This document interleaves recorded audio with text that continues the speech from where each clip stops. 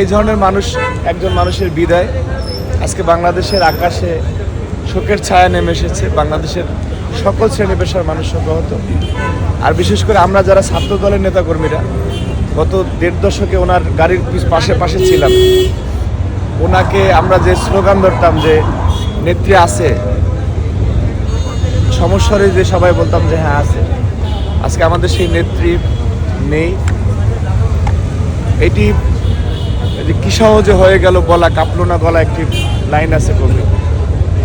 আমাদের অন্তর, আমাদের আত্মা স্তব্ধ হয়ে গিয়েছে যে আপনারা প্রশ্ন করেন এই জন্য কথা বলতে হয়, কিন্তু আমরা মনে করি যে এই শোক বা এই যে অপূরণীয় ক্ষতি, এটা পূরণ হওয়ার নয়। বেগম খালেদা জিয়ার বিকল্প শব্দ বাংলাদেশে আমাদের জীবদ্দশা আমরা দেখতে পারবো না।